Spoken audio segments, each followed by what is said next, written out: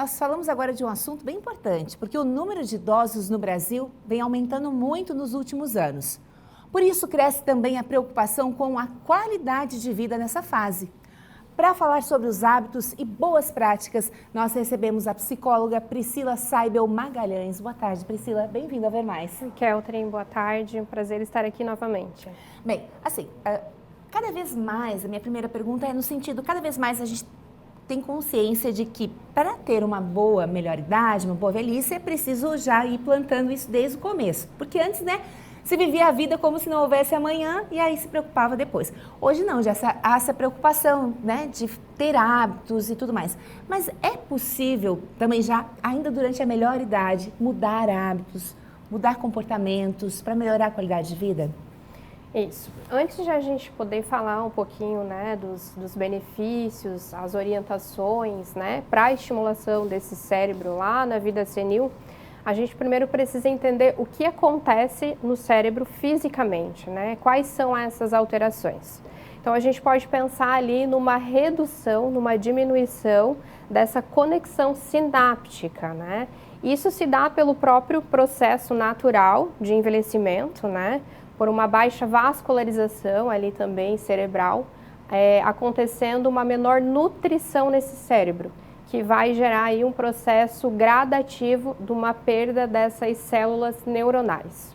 Aí muitas vezes aparecem as queixas, né? Nos consultórios principalmente é muito comum, a terceira idade se queixa dessa questão da dificuldade com a parte da memória, atenção, percepção, né?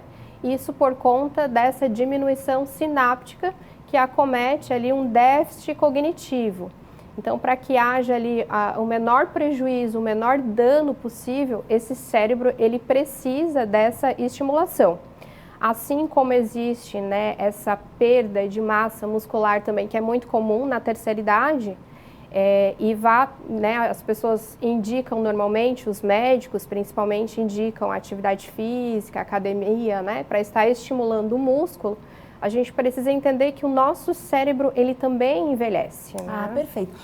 Muito se fala sobre as atividades intelectuais, leitura, até mesmo palavras cruzadas que estimulam, né, essa atividade cognitiva. Isso, em qualquer fase da vida, é importante? É importante, né, desde sempre, né, a estimulação do cérebro. Ele não pode ficar lá parado confortável, né, na zona de conforto. Ele tem que estar sempre ativo e sendo estimulado o maior tempo possível, né? Então, quanto mais estímulos, mais atividades, né, principalmente lá na fase, né, do próprio envelhecimento, melhor.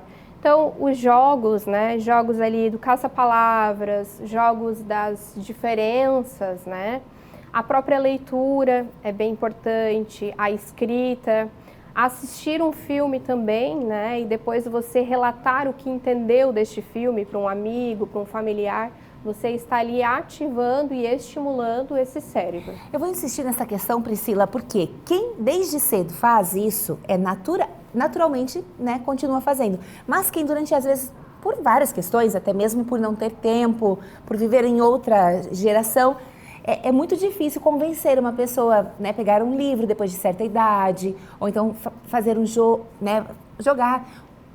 Como que você orienta para que a pessoa consiga mudar esse comportamento, quem está próximo consiga convencer também a fazer isso, de uma forma que seja gostosa, seja lúdica, mas não impositiva? Isso. Pensando na questão da terceira idade, a gente pode pensar como o próprio trabalho do voluntariado, né? Após ali a aposentadoria, né? Então que de repente ali essa pessoa idosa fique mais à vontade, né? Então o voluntariado ele surge como uma opção, desde que esse voluntariado ele também seja algo satisfatório e prazeroso, né? Porque esse indivíduo vai se sentir parte pertencente de um grupo, né? Ele está inserido na sociedade e vai trazer essa sensação, né, de estar se sentindo útil. E ali no próprio voluntariado vai estar elaborando as atividades, né? Não é fazer como se faz com uma criança, comprar um livro, ó, agora leia, ó, agora jogue. Você tem que inseri-lo num contexto que isso se torne prazeroso, então. Inserir dentro da rotina, né? Esses hábitos dentro da rotina para que fique algo mais leve possível, né? porém que não se abandone, né, esses hábitos. Se acomodar demais não é interessante, né? O cérebro precisa estar sendo estimulado a todo instante para que cause aí um menor impacto possível quando chegar lá na vida senil. Priscila, porque se há uma redução do cérebro, né, há uma perda cognitiva, e aí então podem também, além do esquecimento que é natural também da idade e também por falta de exercícios também, existe a questão das demências. E se fala muito em Alzheimer, mas existem inúmeros outros tipos de demências também associados à idade também. Também aparecem, né, a questão da demência, né, principalmente a dificuldade com a memória. É algo muito comum, a perda de memória de curto, médio e longo prazo. Mas como identificar quando é algo natural, quando já está indo para um problema, uma doença cognitiva? É preciso avaliar a intensidade e a frequência destes sintomas. Então, quanto mais intenso está ficando ali a perda de memória, né, a dificuldade com a percepção, com a atenção, foco, a própria concentração, né, quando está ficando muito evidente e muito frequente, se faz necessário um acompanhamento médico. E que profissional deve ser procurado, pode ser procurado? Normalmente um neurologista é indicado, um próprio médico psiquiatra, no caso geriatra da terceira idade, né, o psicólogo também contribui muito para esse estímulo cognitivo. É porque é importante a gente reforçar isso, porque sim, buscamos mais qualidade de vida, mas também não podemos esquecer que algumas pessoas precisam, né, de uma avaliação e aí sim terão qualidade de vida a partir da identificação da doença. Isso, é necessário, o diagnóstico ele se faz necessário para que depois você possa traçar um plano terapêutico, um plano de ação, né? Então eu vou lá e faço o diagnóstico do que tem aquele paciente para depois entender qual será o tratamento dele.